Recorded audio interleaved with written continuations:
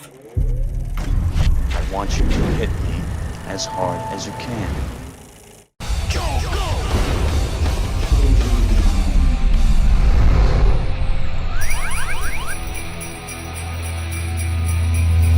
It's the most awfully good time of the year, my friends, and of course, I'm talking about Christmas time. A time of year when snow falls from the sky, our houses are adorned in lights, and people put aside their differences in the name of love and acceptance. But for me, it's a time when I've got to pick from the endless procession of god-awful Christmas movies for my last review of the year. And this holiday, I'm looking at the third and final installment of the Santa Claus trilogy. Back in 1994, the Santa Claus was instantly embraced as a modern-day Christmas classic, with Tim Allen as a businessman father who accidentally kills off Santa Claus, puts on his magic coat, and inherits his powers. Then 8 years later came the Santa Claus 2, the Mrs. Claus, which became another box office success. But Disney went a clause too far in 2006 with the Santa Claus 3, The Escape Clause. Because even with the addition of Martin Short as Jack Frost to the cast, critics tore the movie apart. It got its ass beat by Borat at the box office that weekend. It's nice. And with its 5 Razzie nominations, this one finally marked the end of the Santa Claus series. But hey, I did enjoy the first 2 Santa Clauses back in my younger days, so this is the perfect time of year to finally watch the third one and give it a shot. And just a warning though, even though this movie is from a production company called Boxing Cat Films, there will be no boxing cats in this movie. Well, looks like I've got to do everything around here.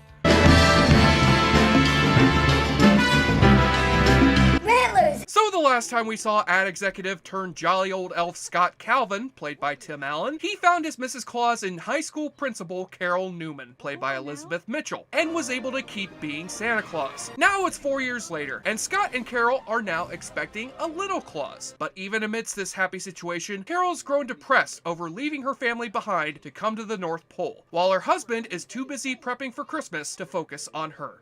Family. We are your family, right, Elves? We're her family, right? We love you, Mrs. Claus! We accept the one of us. Super down, super down. But Scott and his elves come up with a brilliant idea to bring her parents over for a visit, those parents being played by Alan Arkin and Ann-Margret. However, her parents think that Scott is just a toy maker in Canada. So Scott comes up with an idea to disguise the North Pole to look like Canada and cover up his secret identity. It's North in North America. Hey, vinegar on their French fries. They sit on the Chesterfield, watch the hockey game, shoot the puck.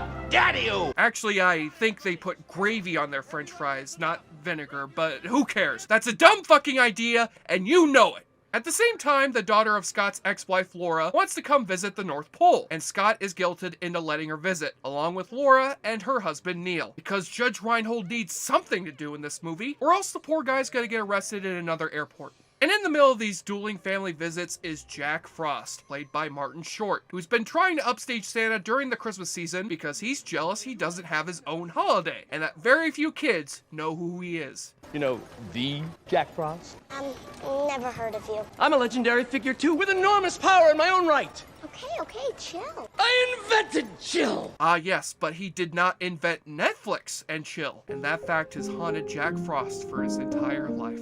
So this finally leads us to the escape clause of the title, a clause in Scott's Santa contract where if he holds a magic snow globe and makes a wish to never become Santa at all, he can go back in time and prevent his past self in 1994 from ever becoming Santa. When Jack Frost finds out about this clause, he goes about sabotaging Santa's workshop in order to embarrass him in front of his in-laws, sour his relationship with his wife, and make him wish he never became Santa Claus, so that Jack Frost can alter the timeline himself and become Santa Claus instead of Scott. And you'd think this whole time-traveling alternate universe stuff would be a fun thing for the movie to play with, in the tradition of A Christmas Carol, or It's a Wonderful Life.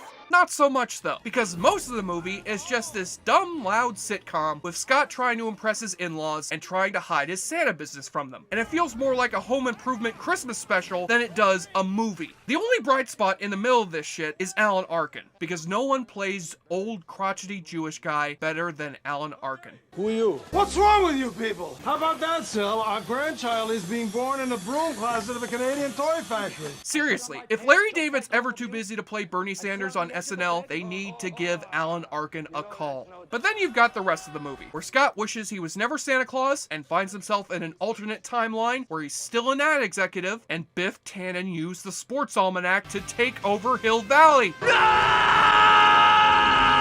No, I'm kidding. But Jack Frost does end up becoming Kenny Rogers, though. I'm Kenny Rogers!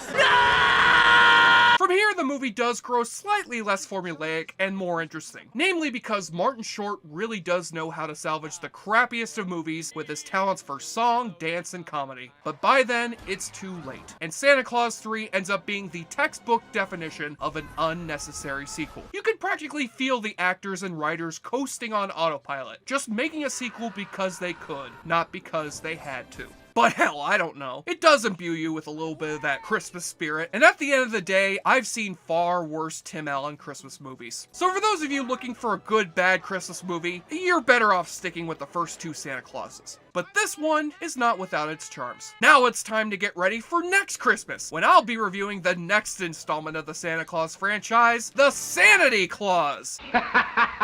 You can't fool me. There ain't no Sanity Claus. You better not pout, you better not cry, you better open up the whiskey and rye. It's time for the awfully good drinking game.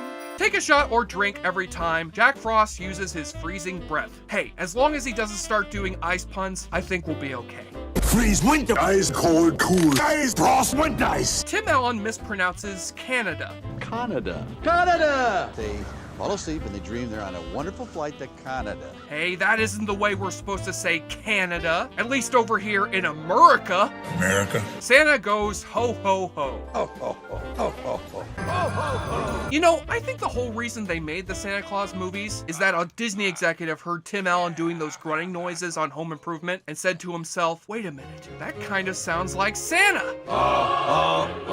I have an idea! And take a double shot when Alan Arkin makes a sick Tom Cruise diss. Everybody's just so petite. No, Tom Cruise is petite. These people are short. Oh, snap.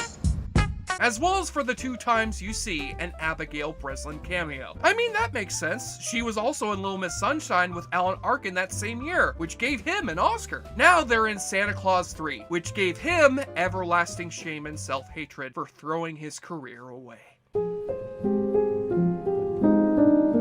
And on the nudie watch, you aren't gonna get a damn thing in this G-rated Disney movie. But still, this movie isn't without its surprisingly kinky moments. Is there anything I can do? Yeah, why don't you put a chill on my bottom for me? Come on. That's right, kids. What sums up Christmas better than Santa offering someone to blow on his ass? On the enjoyableness continuum scale from Bull to Bruce, the Santa Claus 3, The Escape Clause, is at the very least only the second worst Tim Allen Martin Short movie I had to see this year, and fills our stockings with a 5 out of 10. Now, if only I could go back in time to ensure we get 2 Galaxy Quest sequels instead of 2 Santa Claus sequels. I'm Jesse Schaefer, JoBlo.com, and thanks once again for another awfully great year of awfully good movies. So for all my viewers out there, may your new year be happy, and may your Christmas be merry.